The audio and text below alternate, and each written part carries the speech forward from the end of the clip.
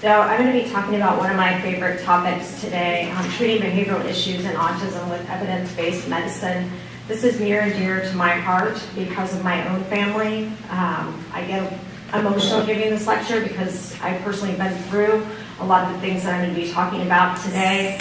And I feel like God allowed me to experience that issue to give me a compassion for my patients and to have a true understanding of what they're going through. And the take-home message for my talk today is that every child with autism deserves an appropriate medical evaluation. If you have a doctor that you see that is not evaluating your child, go and find another one. You know, my kids have GI symptoms, and we saw a GI doctor, and he basically said it's just autism and refused to do any sort of evaluation. And we didn't find a doctor that did testing on my kids until he was much older, and of course he had a lot of the things that Dr. Friesman just spoke about today. This is just my disclaimer that I'm not giving medical advice today, and that the use of every treatment in autism is off-label except for risperidone and Abilify for the and they're just for the treatment of irritability. These are my two boys and our dog.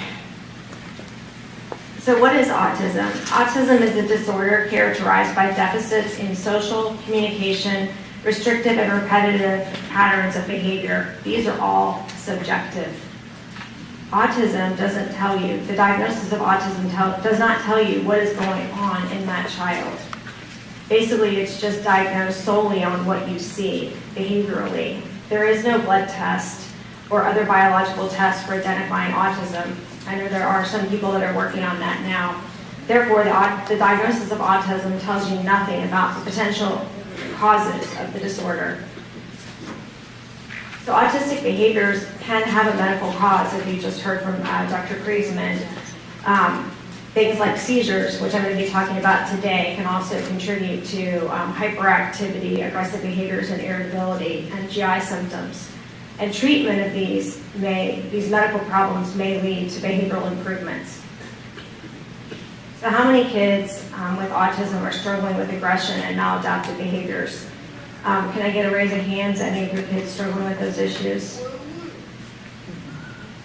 According to research studies, this meta-analysis found the analysis of antipsychotic use for aggression and irritability found that 1 in 6 children with autism are receiving antipsychotic medications. So what's worse than 1 in 6 kids with autism being on antipsychotic medication? The potential side effects of the medications, severe agitation, things like that with Abilify, twitching, uncontrollable movements of their face and lips, high blood sugar and low blood counts. Things with risperidone, you can have drowsiness, constipation, which is often the cause of the behavior to begin with. Tardive dyskinesia, which can sometimes become permanent. It's where they have unusual, uncontrolled movements, especially if their face, lips, mouth, tongue, arms, and legs, and that can be permanent even sometimes when the medication's stopped. So these medications definitely can be dangerous in some ways. But you do need to remember that if your doctor has prescribed those medications, he or she has judged the benefit to your child to be greater than the risk or the side effects. And not everyone using those medications will have those same side effects. You have side effect risk with any medication you take. And it's important that you don't stop those medications abruptly. They have to be weaned. We do rarely use those medications in our practice. If we have a patient that's going to be kicked out of the school because they're beating up their teachers, until we can identify the underlying cause. This is a study of drug refractory aggression and self-injurious behavior and severe tantrums in autism spectrum disorders. In this study, 39% of the individuals met drug refractory symptom criteria. That means they were on like Abilify or risperidone, and it wasn't working. The factors that were associated with that were kids that were older than 12 and the presence of intellectual disability.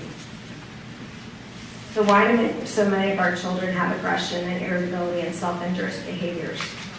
I know that as a parent, I thought that if I spent all of our money so that my kids would have language and speech, that I would never have aggression in my family. And so that's what we did.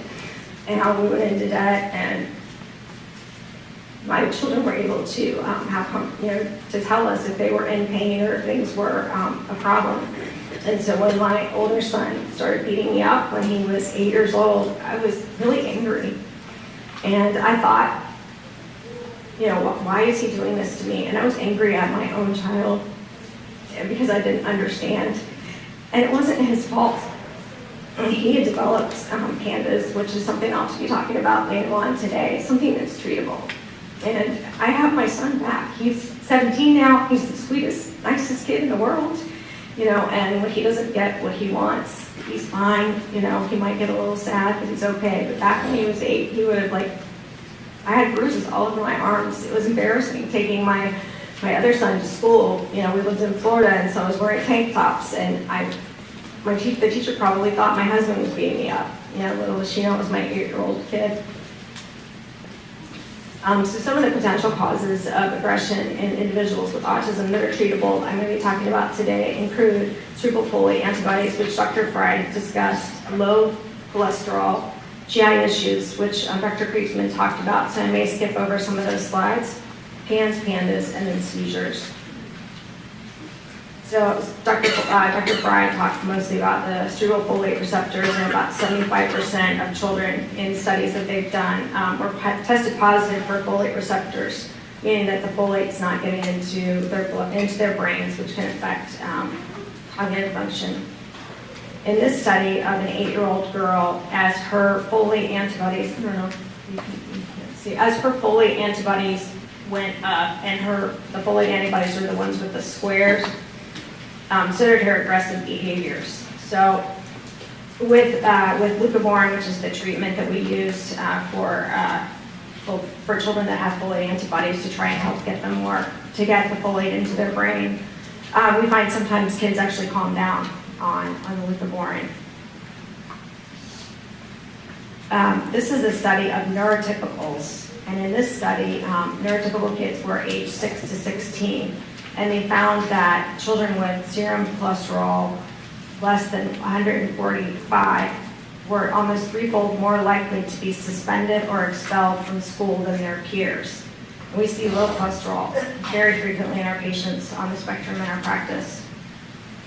So why is this important? Well, cholesterol is part of the cell membrane. It's also what makes up a lot of the brain. It helps, it provides the insulation around the nerve fibers, increases the speed of nerve impulses. It's also a precursor for the steroid hormones and bile acids. And impaired cholesterol biosynthesis has been associated with autism and other behavioral disorders. This was a study, they found 19 out of 100 subjects with autism had a total cholesterol lower than 100. And we see a surprising number of kids with low cholesterol in our practice. It's one of our basic screening things that we use in all our new patients, and we test our kids once a year. So how do you treat low cholesterol? So cholesterol can be raised by increasing the cholesterol intake in your diet through egg yolks, animal fats, and oils, red meat. Alternatively, you can use a cholesterol supplement that you would need a prescription from your doctor. This is another study that looked at cholesterol supplementation in children with low cholesterol. And they found that, there have been open label studies of cholesterol supplementation in children with low cholesterol have demonstrated less aggression, self-injury, temper tantrums, irritability, and autistic behaviors. This is, now I'm going to be starting to talk kind of about GI issues in autism, and they're called, and I know that Dr. Kriegsman just talked a lot about that, so I'll try to skip over some of the slides. But in the Journal of Pediatrics, guidelines state that children with autism and poor communication may express abdominal pain through atypical behaviors such as pressing on their abdomen, sleep disturbances, self-injurious behavior, and aggression. So some of the potential causes of these behaviors in poor sleep included the things that Dr. Kriegsman talked about: inflammatory bowel disease, dysbiosis, constipation, and esophagitis or reflux. And he already talked about this patient. And this is his patient after he treated him. Dr. Bowie, another pediatric gastroenterologist, conducted a study to determine if aggression and self-injurious behaviors could be symptoms of gastroesophageal reflux.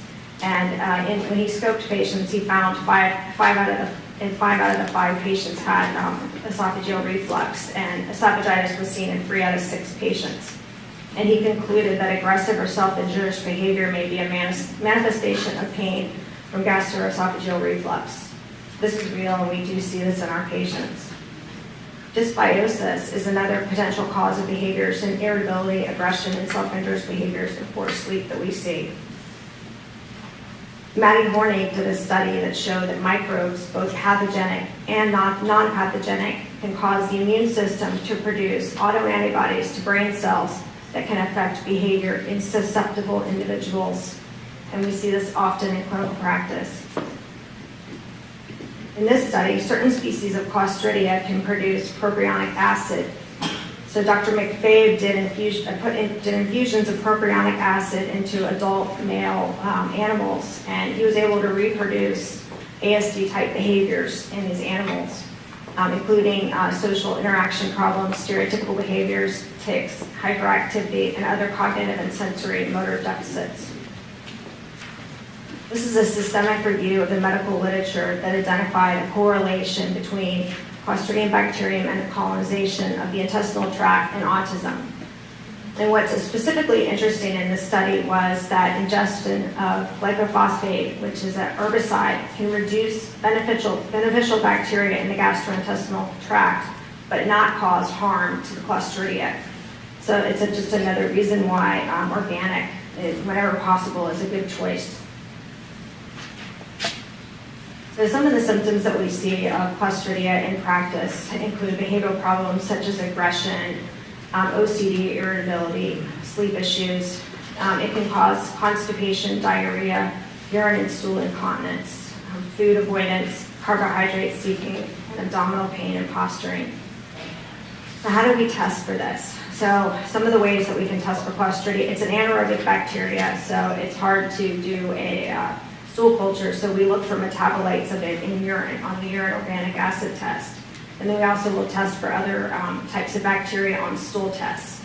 And what's really important when we're looking at dysbiosis is when we identify that the child has an abnormal bacteria yeast and we treat, we always have the parents track their symptoms to see if actually treating that bacteria or yeast actually makes a difference. Because if it doesn't, then we may not be addressing that in the future. And then we want to monitor for returning symptoms. Through clinical practice, we've learned, we have always wished as parents to have this thing that cures the gut and heals the gut. But we've kind of learned that it's mostly about maintaining the gut and through diet, supplements, things like that. So some of the potential treatments for Clostridia include hyperbarics, because Clostridia is an anaerobic bacteria, meaning it doesn't live in the presence of oxygen. So hyperbaric therapy, which is an oxygen therapy, can help kill Clostridia. And then there are antibiotics that they use to treat, such as Flagyl or vancomycin, which is not absorbed, or Lanier. And we've also found that typically when we treat Clostridia, we also have to treat yeast at the same time, because if you treat one and not the other will grow. So if you treat Clostridia and not the yeast, then the yeast will overgrow. And then probiotics are also very important in managing Clostridia. Your lactobacillus, Saccharomyces boulardii, which is the good yeast, can be helpful, but some of our patients don't tolerate it. And then carnitine supplementation can help bypass the blockage propionic acid creates in the carnitine pathway. So propionic acid produced by the Clostridia can affect the mitochondrial function. So this is in a study looking at treating with vancomycin Clostridia, and they found that basically what happens with Clostridia, it forms spores when you take antibiotics. So it just goes into spore form, and then as soon as you stop taking antibiotics, it comes back. And so what we found, at least in our patients, is we try and do different treatments to try and increase the amount of time between reoccurrences. So some kids, it'll come back in 3 days and we have to pulse dose with antibiotics every 3 days. Other kids, it might be 6 months or a year. And so if we do pulse dose frequently, we try to have those parents work on diet and using digestive enzymes and probiotics to try and increase that space out, because it's not good to be on antibiotics all the time. So intestinal dysbiosis and yeast isolation from the stool of subjects with autism spectrum disorders. In this study done in 2017, yeast was found in the GI tracts of 57 subjects with autism and none of the controls. Back when my kids were first diagnosed years and years ago, we kind of laughed at the thought of yeast being a cause, because we've never heard of yeast being an issue. And, now finally there are actually published research studies on yeast being a problem in children with autism. And in this study, they found that dysbiosis appears sustained by diminished lactobacillus, and that's why probiotics are so important. This is new evidence on altered gut microbiota and autism spectrum disorders. In this study, the ASD subjects had more than double the yeast than neurotypical subjects. And they also had Clostridium, which was significantly more abundant in the individuals with constipation and autism. This is just a case report of a 14-year-old boy with autism and behavior problems. When he was treated with an antibiotic and antifungal therapy, the child had a reduction in his problem behaviors, an increase in gastrointestinal function, and an improved quality of life. And we see this on a daily basis in our practice. And I've seen it in my kids as well. So what we recommend is that patients limit carbohydrates and sugar, use probiotics, sometimes Saccharomyces boulardii if it's tolerated, and then there are herbal treatments for yeast as well, berberine, grapeseed extract, oil of oregano, and these are all things that you should work with your doctor. So some of the potential yeast treatments that are non-absorbed and that are available by our prescription include nystatin and amphotericin B. So sometimes we have patients that nystatin stops working, and so we have to try other antifungals, or we can actually increase the dose of nystatin. And sometimes I'll use nystatin in combination with a systemic antifungal, just depends on what's going on with the patient. So yeast and Clostridia frequently return. So trying to reduce the time between reoccurrences is really important. And what's most important is knowing your child's symptoms. Frequently we'll have patients come and follow up, my kid's doing this again and that, and we're like, well, didn't they do that last time they had Clostridia?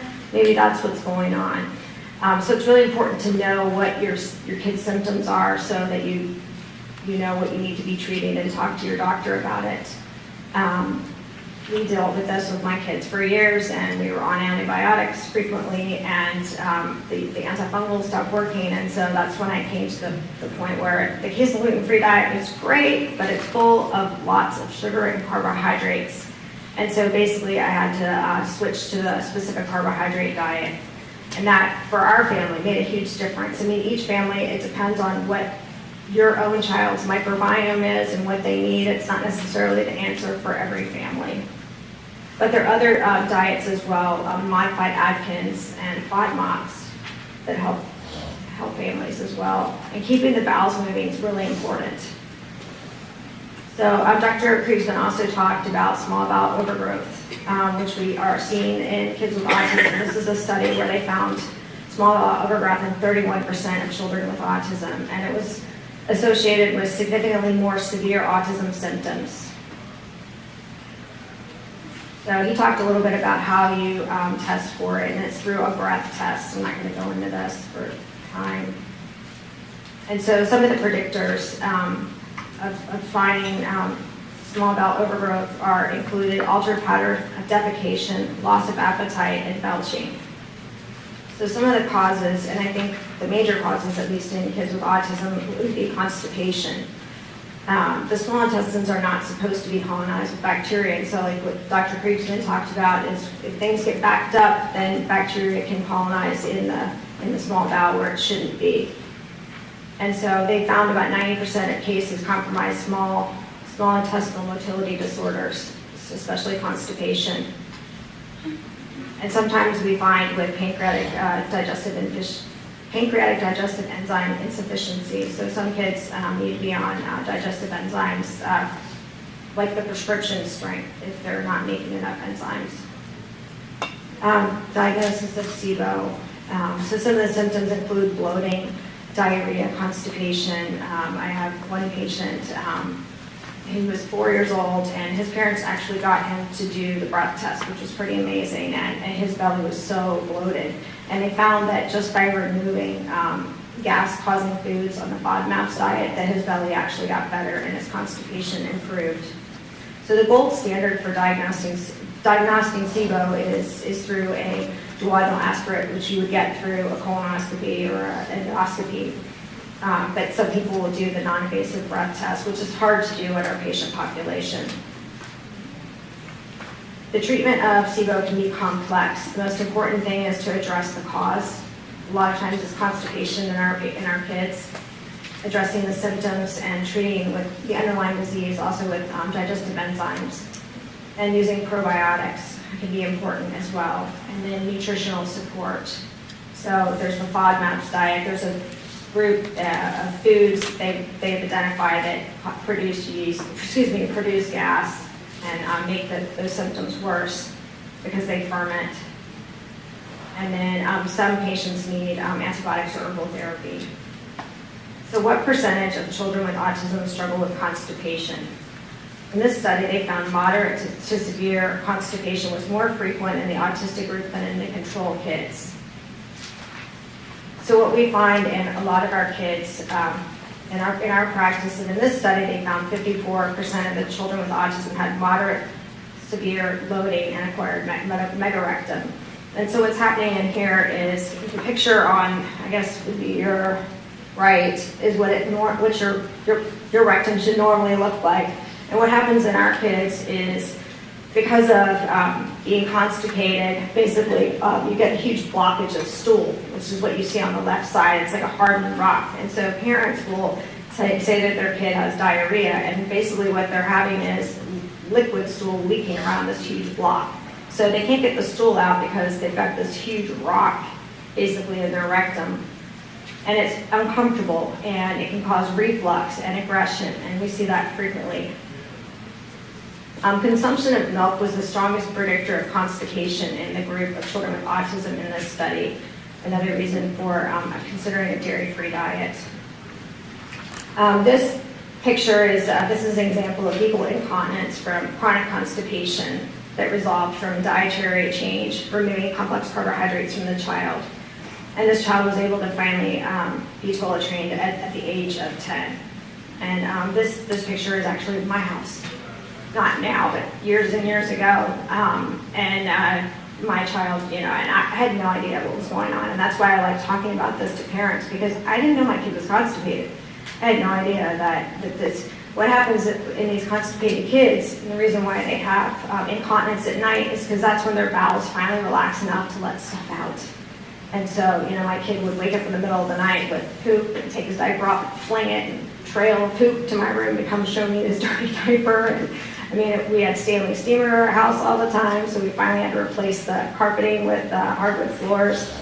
And then when I changed the diet and put my kids on a specific carbohydrate diet, that's when all this stopped. Now that was what worked for my family. That doesn't mean that that's the answer for every family.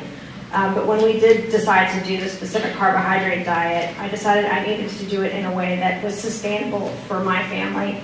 I couldn't make everything from scratch. And so I don't follow the diet like 100%. So I don't buy like the specific carbohydrate legal supplements. I don't have time to look every single thing up. And if things have like less than 1% of sugar in them, because, like bacon, things like that, I don't stress about that. I just had to make it manageable, and I don't make my own ketchup. I just don't let my kids have a lot of ketchup. I do make a lot of food from scratch, but I try and buy the juice that's, not from concentrated things, but I had to make it reasonable. So what's really important is that you monitor your child. And so identifying constipation. So we use the Bristol stool chart in our practice, so the parents, and we'll actually have to have the children actually point to what their stool looks like, because sometimes parents don't get to see their kids' stool, especially teenagers. So it's important that they're having a BM every day and that it's an adequate amount. It means you kind of need to get an idea of what is a good amount for your kid, and it can depend. So no bowel movement for 2 or more days is not normal. And we see patients frequently that only stool once a week, and that's just not good. And it does affect your speech and your cognition. When my kids started having normal bowel movements, their speech improved. So fecal incontinence, especially in a toilet-trained child. So if your child is fine, has been having normal bowel movements in the toilet, and then all of a sudden they start having fecal incontinence, that's a big sign, or like stool smearing in their underwear. It's a big sign of constipation. So I often order abdominal X-rays because a lot of times it's hard to tell if the child is constipated. Parents don't see the stool, and they don't even always have abdominal distension. For example, I almost wasn't able to come to this conference because my kids, who've been fine on the diet for 6 years, we decided to take we thought, oh, they're doing great, we'll relax on the specific carbohydrate diet, and it has been a disaster, and my kids have become constipated again, and they had ileuses. But my son's abdomen is completely flat. You'd have no idea. And he's not complaining. I mean, he's verbal. You know, he could complain. My younger son is just complaining of a sore throat. And, and I was trying to figure out, and I checked his throat's fine. And he's like, yeah, my throat hurts. Yeah, it's not his throat. He's having reflux from the constipation. And so sometimes getting an X-ray will really tell you. And that's how we found out that both of our kids had ileuses. So I've been up to my neck in I've had to use Marilac, oxy powder, magnesium citrate. We've had to use everything to try and get my kids going. And I think finally my son, who's argued with me over and over because he didn't want to go back on a specific carbohydrate diet, and he gets mean and nasty about sugar. Like, he wants sugar, and he will bully me. Like, oh, my friends get to eat this, and you're so mean, and you're so overprotective, and why won't you let me have this? And I think now, after having to get enemas for the first time in 8 years, he's going to have a change of heart, I hope, because I threw everything out. I can't go through this again. This is terrible. So you need to identify the causes of constipation. So in some kids, it's food allergies. Dairy is common. That's how when we first started the case gluten-free diet, like, I really didn't believe in the diets. This was years and years ago, but I did it because my doctor told me to. And so when my kids had an infraction, within 20 minutes, they were in severe abdominal pain and they had constipation. So even though I didn't see any great, huge improvements in my kids from the diet, I knew that when they had an infraction, it was a major problem. And so we've stayed on the diet all these years. Some of the other things are inadequate fiber in our diet. A lot of our kids don't eat fruits and vegetables. And then a lot of kids don't drink enough fluid and water. And then GI motility is a huge issue in our patient population. A lot of times it's because of mitochondrial dysfunction. And then also dysbiosis, yeast, and even Clostridia, we find can cause constipation in these kids. And so if your doctor finds that your child on their X-ray has moderate to severe fecal loading, what do you do? So some doctors only recommend a stool clean out. And so the thing that's really important is, if you've got this huge hardened ball, nobody wants to give their kid an enema, but sometimes you need to give them an enema just to break up that hardened ball of stool so that the rest can come out. Because if you just push from up top with the Marilax and the oxy powder and go lightly, you're basically just causing your kid more pain because they've got this huge thing they can't pass. So that's where the enemas come in, and it is hard. I mean, I had to give my 15 and 17-year-old enemas this week, and my kids told me he hated my guts, because he didn't want an enema, and but I didn't have a choice, He obviously acted like nothing happened afterwards, and didn't even say anything about the fact that he just told me he hated me, but it's just he just didn't want to get it, but we had to do it. And then my older son, I was able to show him a picture and explain, this is what's happening. You've got this huge ball of stool that we've got to help break up, and he was willing to let us give him an enema. His brother helped me talk him into it and everything, because he had some the few days before. Anyway, it's important that you consider doing that. And then the take-home message from this is sometimes it takes several days to clean out, to get them cleaned out. It helps sometimes to do a follow-up x-ray to see if they're cleaned out, because I see a lot of patients that will do a 3-day clean out and will do a follow-up x-ray, and it doesn't really look that much better because they've just been so backed up. So sometimes we have to do a couple clean outs. And the other thing this is the other huge take-home message from this is after you do a clean out, what's going to happen is that huge area of the rectum that's been dilated from having that huge ball of stool, unfortunately, it doesn't just like go back down to normal shape. It's like this loose, floppy thing. Basically, when you clean them out, they're just going to fill right back up with poop, and you're right back to where you were. So what do you do about that? Well, what the GI doctors have you do is have you give them something every day to make sure that they have a like mashed potato consistent stool for about 6 months, to hopefully that can shrink back down, the rectum can shrink back down to normal size and be able to, the muscles work the way that they're supposed to. It's really important that you do that because you don't want to have to go back to doing another clean out with enemas. And so that's kind of how I was able to keep my kids, making sure I've been checking their poop for years, and they're 15 and 17. And I tried not checking my younger sons for a while, but he would lie and not tell me that he didn't go, and they'd be up at night crying and upset, and and then I'd be like, what's going on? And it's because he was afraid of getting an enema. So finally I decided to say, look, I have to see it because I don't trust you. And so I know with my kids, if they have a little bit less stool one day, I'll give them some extra oxy powder. But they don't always need that, but I just monitor it. So some of the potential treatments for constipation, oxy powder from globalhealing.com is very helpful. Aloe vera juice, milk with magnesia, it even comes in capsules or tablets, magnesium citrate, vitamin C, and sometimes we have to use these things in combination. Carnitine, which is one of the mitochondrial supports, also helps loosen up stool. Miralax, we try not to use, but sometimes when nothing else works, we have to. And that's kind of what happened with my son. Oxy powder has stopped working. And then sometimes saline enemas or mineral oil enemas. So now I'm just going to move on to a different topic. We'll talk about the brain. So seizures can also be something that causes aggression and is more common in children with autism as they get older. Oops, wrong way, sorry. So what are seizures? So seizures are when there's an excessive neuronal discharge in the brain.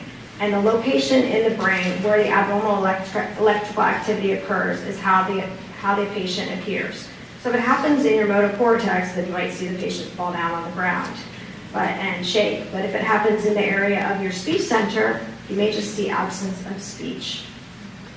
So epilepsy is defined by recurrent seizures, so you have to have at least 2 to be diagnosed with epilepsy. The severity of autism symptoms can be associated with an increased incidence of EEG abnormalities.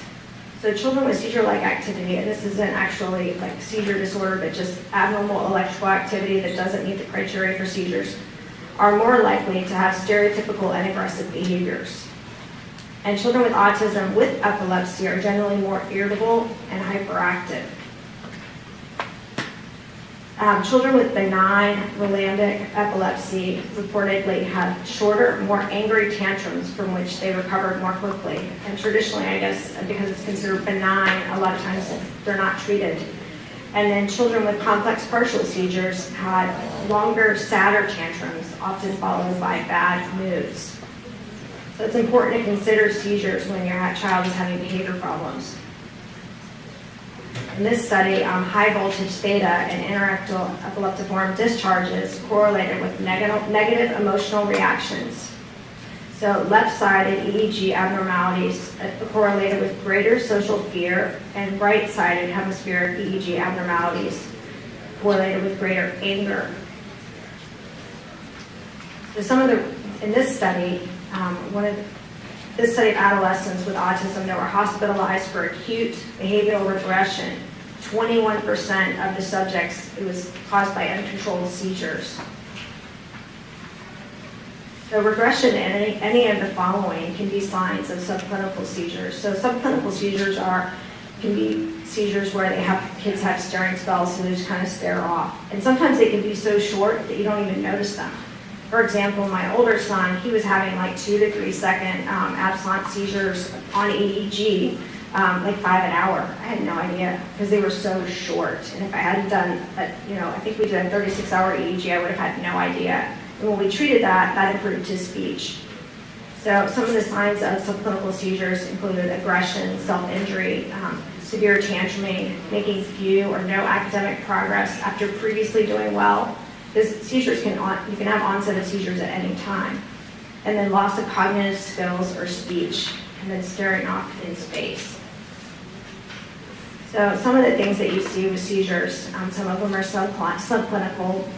Some of them, we have patients that will hold their hand over their ears, and you think it's because they're having sound sensitivity, but it's actually a seizure. I don't know why they do that, but it's one of the signs that we see of seizures in some children. And then there's some behaviors that look like just self-stimulatory behaviors or tics that are actually seizures. So you don't really know until you get the testing. And then some patients will have loss of consciousness. These are my kids getting EEGs when they were really little.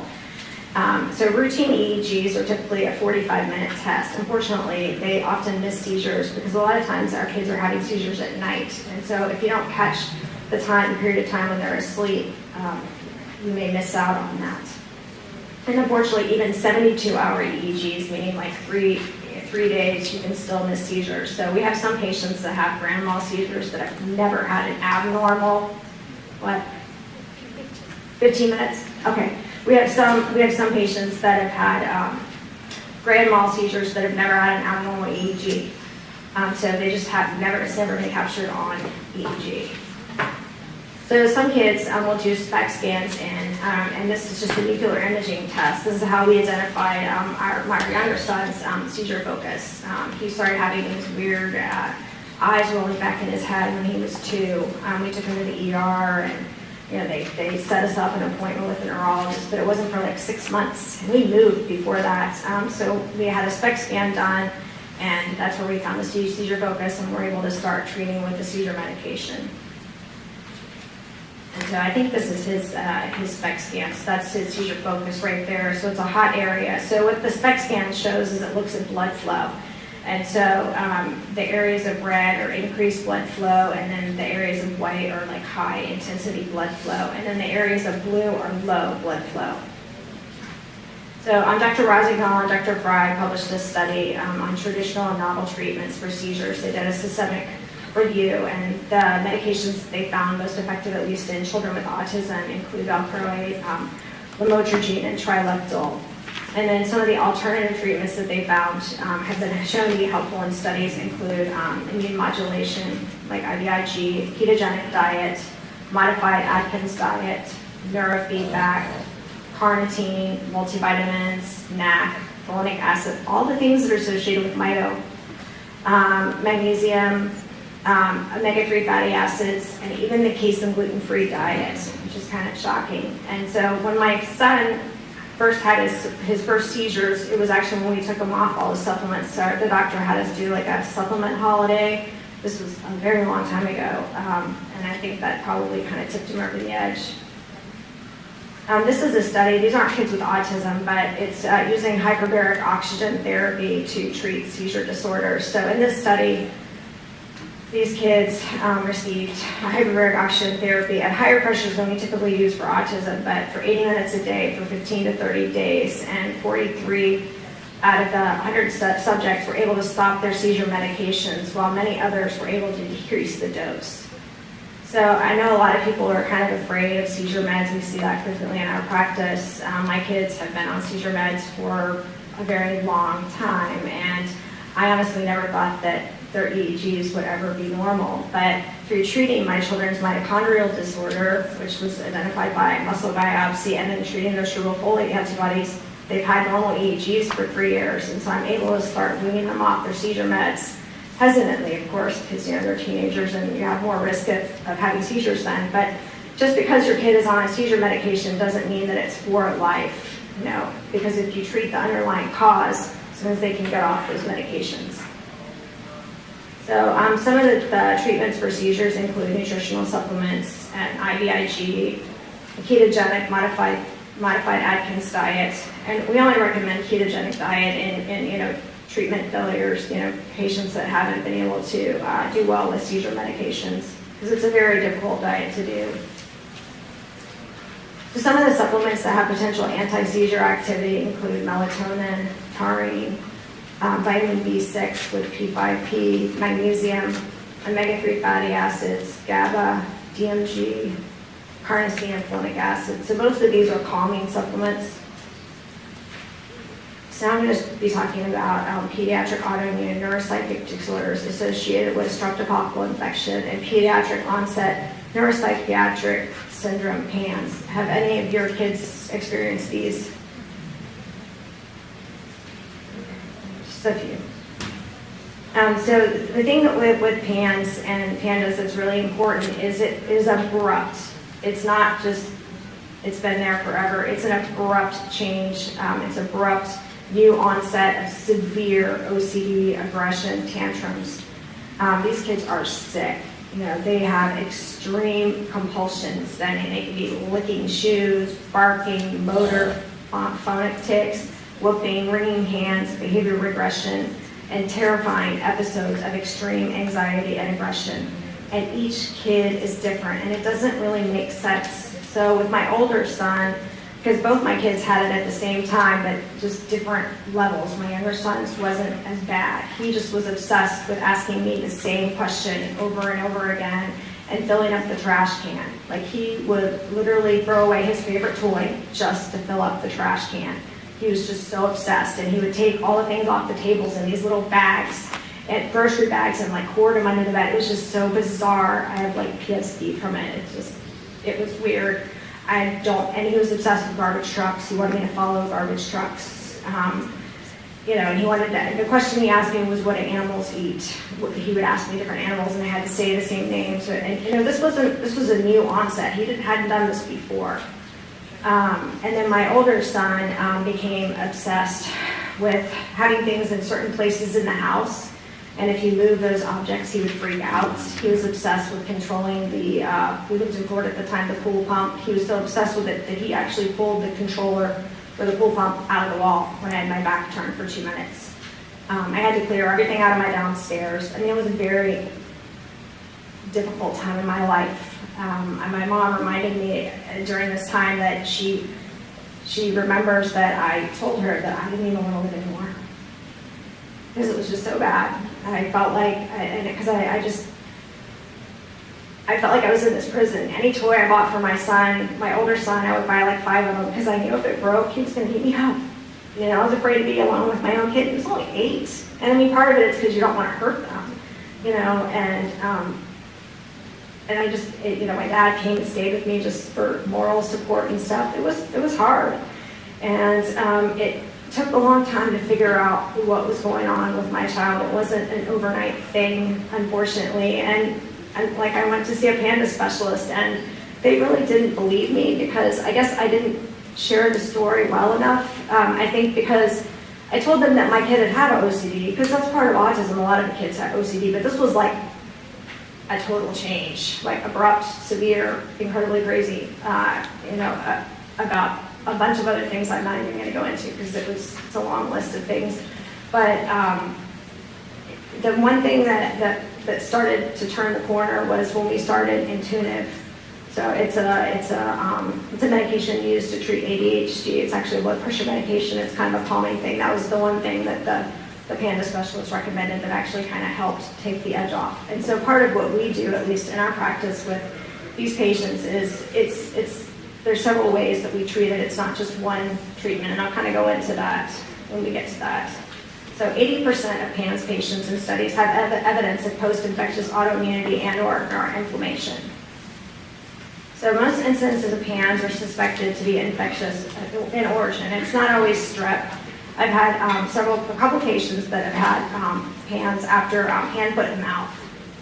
Mycoplasma pneumonia has been associated with it, influenza, Epstein-Barr, herpes, varicella. And so typically, and this is the question I ask my patients, has your child recently been sick with a cold? Because typically it's a cold, sore throat that they usually have had prior to this onset of aggression. So diagnosing it, so the things that you want to look for are dramatic OCD, so a change, and then severe restricted food intake. So I have one patient that hasn't eaten anything by mouth. He has to be force fed by syringe. That's how bad his OCD is around food.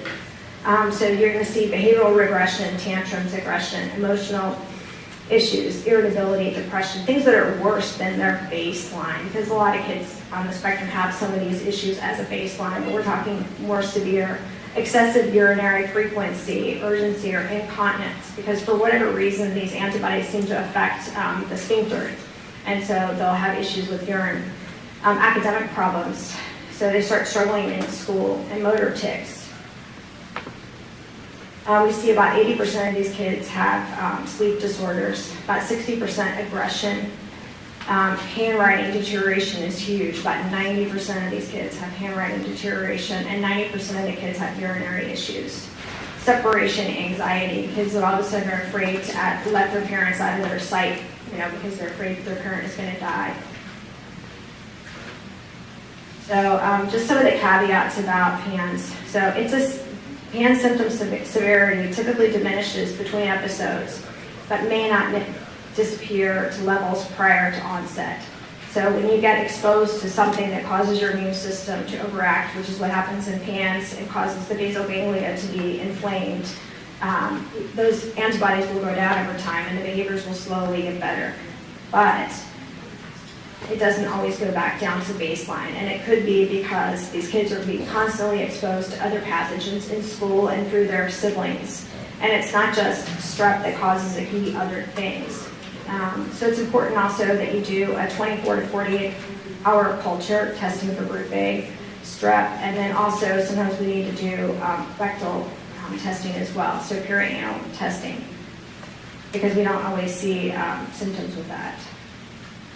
So we also use in clinical practice antibodies testing, so ASO and anti-DNA, so it's a blood test. So some of the problems with just using the titers, the thing that's important to remember with these titers is all it tells you is that your child was exposed to strep. Any neurotypical kid that doesn't have PANS, who's been exposed to strep, will have a rising titer of these. It just tells you that they've been exposed to strep. And it's not always correct. Sometimes they have been exposed to strep and these antibodies haven't risen for whatever reason. So 40% of children, in this study at least, with documented group A strep infections do not always show a rise in titer, causing a false negative. And then also timing of when you look at these titers is important. So ASO doesn't go up until 1 to 4 weeks after, and then your anti-DNA doesn't go up till 6 to 8 weeks. So how do we treat this? So the treatment of PANS depends on 3 complementary modes of intervention. So first, managing the symptoms with supplements, medication, cognitive behavioral therapy. That's where we give calming supplements to try and calm this brain that's overactive down, things like magnesium and taurine. And then, and sometimes we have to use medications like Intuitive, because sometimes their neurotransmitters are out of whack. So Intuitive kind of helped calm my kid's fight for flight symptoms that he was having. And then trying to remove the source of inflammation with antimicrobial interventions, if you can identify what organism it is. And then treatments, treating the disturbances of the immune system with things like IVIG or anti-inflammatories. So sometimes we'll use ibuprofen for 10 days. So new onset PANS, either a positive rapid strep or positive throat culture. In this study, they treated the patients with antibiotics that were susceptible to group A strep. And in this study, the OCD symptoms resolved. The caveat with this is not all PANS is caused by strep. So sometimes Clostridia, which is a bacteria that I talked about earlier, can cause a lot of really bad behaviors in kids, OCD, and so sometimes Clostridia can look a lot like what we see with PANS or PANDAS. So sometimes if you treat with an antibiotic, you may see a worsening of symptoms. And a lot of times with PANS or PANDAS, it's hard to figure out what it is, and it often takes doctors a lot longer than when they've had the acute affection to figure it out. These are kids that end up in psych wards because it's so bad, because the doctors don't know what to look for. In this study, they used IVIG, and the thing that I thought was really nice about this study is even patients that had symptoms for years prior to the IVIG seemed to have improvement. So I mean, it's never too late to treat this. IVIG was helpful for both my kids. In this treatment, 2 out of the 12 patients just needed to receive a second course of IVIG. So I had a patient recently who had 1 course of IVIG and has had an improvement in his OCD. That doesn't always happen. A lot of times they need further courses. It just depends on the patient. So one of the medications that is used for treating OCD, at the time my kid was on like I think 2 or 3 meds for OCD and they weren't really doing anything, but sometimes they do help take the edge off. And unfortunately sometimes patients, at least in this study, about 30% of the patients are treatment refractory. So SSRIs are usually the drug treatment of choice. And so when they aren't working, sometimes you can combine them with something that works on some of the other neurotransmitters like dopamine, glutamate things, and they kind of complement and enhance the serotonin effect. And so we use sometimes other additional medications. So glutamatergic dysfunction and OCD. So recent evidence suggests that the excitatory neurotransmitter glutamate, which is what Sandy talked about in her talk with why bone broth isn't always a good thing for some of our patients because it's high in glutamate, and glutamate is an excitatory neurotransmitter that is already elevated in a lot of our kids. And it's dysregulated in OCD. I've had patients that have said, yeah, I tried that bone broth diet and my kid was crazy and it was because of the glutamate. They didn't know that. So in this study, the cerebrospinal fluid glutamate level was found to be significantly higher in OCD patients compared to control subjects. And then in another study, they found the brain glutamate levels were significantly higher in the autistic patients than the controls. So Namenda is a medication that was created for Alzheimer's that regulates glutamate. And it works on the NMDA receptor antagonist, and it's been reported to help with OCD, as well as impulsive behaviors in open label studies. And then in animal models, it's also been shown to decrease neuroinflammation, which is great. So in this study, Namenda was used as an add-on in moderate to severe obsessive compulsive disorder. So they used Namenda in combination with another SSRI, and at the end of the trial, 89% of the patients in the Namenda group compared to only 32% of the patients in the placebo group achieved remission. So this is just an example of sometimes adding in a second medication is necessary in refractory OCD. Amantadine, 3 minutes? Okay, sorry, I don't even know how many. Okay, I'm going to go really fast. So amantadine, which is another medication that works to decrease glutamate that we often use in our patients. It's been around for a long time. It was actually created for treating the flu. And so it's been shown to be beneficial in treating obsessive compulsive disorder in some patients. So treatments for mood abnormalities and aggression. So broccoli extract, sulforaphane, has been shown to help improve social interaction, abnormal behavior, and verbal communication. So we use this a lot. And sometimes kids need multiple things. This is a study of using NAC. This was a kid who had self-injurious behaviors, and they put him on really high-dose NAC. And when they stopped it, his aggressive behaviors restarted. So then they put him back on it, and they went away again. This is another study in NAC that showed significant reduction in irritability, hyperactivity, and noncompliance. And this is a randomized placebo-controlled trial of Ventunia or guanfacine. That was the medication that helped my son. And in this study, it helped with oppositional behavior. It decreased by 44%. And repetitive behavior was also significantly reduced. This is a study of pentoxifylline. So pentoxifylline is a very old medication that is anti-inflammatory and improves blood flow. It was created for people with peripheral vascular disease. And it's been studied in kids with autism and been shown to help reduce irritability, stereotypical behavior, hyperactivity, noncompliance, and inappropriate speech. And this is another study of Namenda being used. Let's get that. And then propranolol, so this is another, it's a beta blocker, so it works on your norepinephrine and your epinephrine. So kind of like the take-home message is looking at all the different neurotransmitters that could be out of whack in pandas or anxiety and trying to help treat them. And sometimes it's trial and error figuring out which ones are a problem in your child. So in this study, they used propranolol, and it helps reduce anxiety, aggressive behaviors, and self-injurious behaviors, and hypersexual behaviors. I had a patient that had a tick that was literally 24 hours a day, like a screaming tick, and when we put him on propranolol, it went completely away. So, and he's still on it. I don't think his parents will ever stop it. So this is just a list of treatments for mood abnormalities and aggression. Things like omega-3 fatty acids can help with mood, magnesium, which is calming, taurine. So these are supplements that are calming. And cholesterol is a really important thing to test in your kids because we see a lot of kids that are irritable. And then lithium also, you can do hair testing to see if your child is low in lithium. And then some of the medications, naltrexone, I don't know if I had a study, but we use that in high doses in some kids that are aggressive rather than things like risperidol, and that's been shown to be helpful.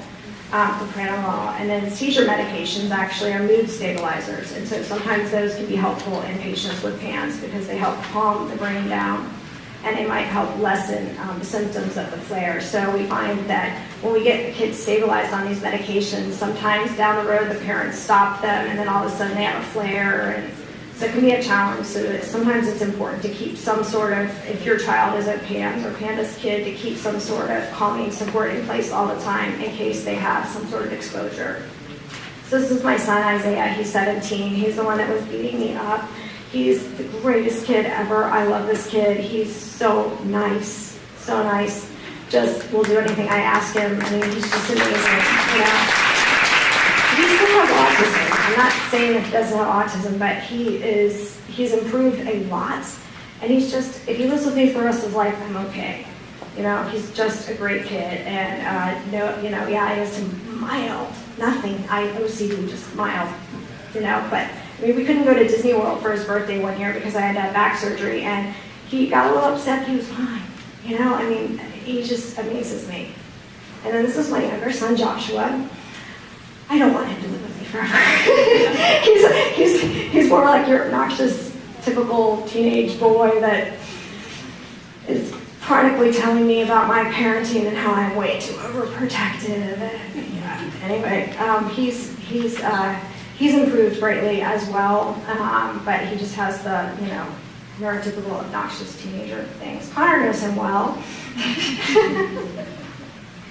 Anyway, thank you so much. And just the biggest thing for you guys to remember is if your kid has aggressive behaviors or behaviors, look at it as a symptom of they're trying to tell you something and they need a proper medical evaluation from something GI to something like dental work. They could be having a cavity in their mouth. They could be having migraines for all you know. And they can't always tell you. They just don't know how to tell you. Like my son broke his arm. I didn't see it. He just came into the house and said, arm hurts. And that was it. And the therapist told me about it. And so I had my husband look at it. And we took him, sure enough, he had an x-ray. And it was broken. I had no idea how he did it. He never complained. So, and he was on a keto gluten-free diet. So but he just has a really high tolerance for pain. So anyway, thank you again.